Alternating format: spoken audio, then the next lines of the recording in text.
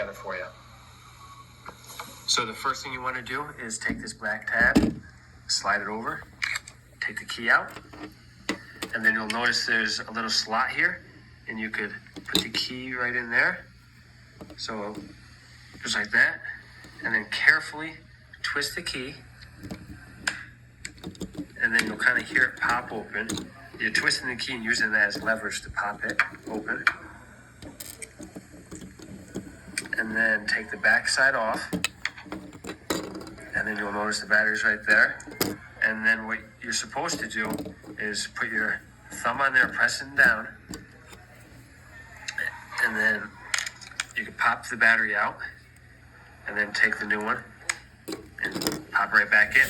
But what a lot of people do is they'll just be holding like this, and they'll try and take the battery out, and then that will come off, and all these buttons will fall out, and then basically now you have a mess like this, and you have to try and figure out how to put it back together. So that's what we're going to do. We're going to show you how to put all this back together for you. What I usually like to do is I'll take your spare key, so you could line it up next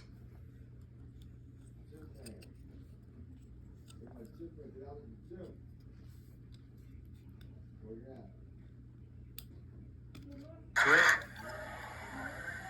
and use it as a reference so you know where all the buttons go. Flip these over so I can see what's what. Alright, so the lock button goes on top, unlock button goes in the middle,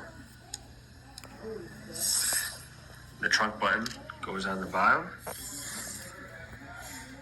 and then your alarm goes on the bottom. And then this black crossbar will go right there. So now that we have everything lined up, we could flip this over and then put everything back in. Put it back in how we had it.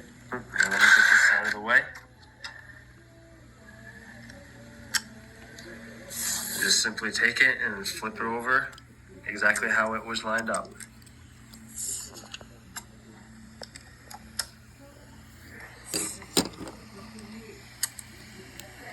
And then you take this crossbar. You'll notice this crossbar has a curvature on the outside. That needs to be facing out, and it slides right into these two spaces in the buttons there. And basically this curvature will line up with the frame and kind of hold everything together for you. So we just kind of slide that right in there, just like so. And then I'm going to take this, and then you'll notice there's little tabs, everything lines up. The bottom side's a little more rounded, and so is this. So you just kind of line it up and lay this back over it. That's how it was. And then we need to put this back in here. But a lot of people, they have questions. Well, does it go in that way, or does it go in that way? You know, or do I put it in this way? Basically, what I tell people is line it up, or line the back side of the key fob up with how it will snap together with the front side, just like that. And then you'll notice there's a positive sign right there, and there's a positive sign on the battery as well. So basically, the battery needs to touch the positive sign. Well, it doesn't need to touch it, but it's there to guide you where the battery goes. So it goes in just like that. Place that back in there. Make sure everything's nice and snug. And then also, before I snap everything back together, while holding this, you can kind of flip it over and make sure that everything is where it's supposed to be before you put it all back together. And it looks like it is. So I'm going to lay it back down.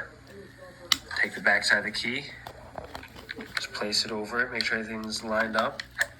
And then kind of work your way around, pressing it all together. And then take this key, slide it back in there, and then that's it. Your key fob is back together and it should be working. The last thing you need to do is just press the buttons and make sure everything's working on it. Thank you for watching this first one on the how-to video.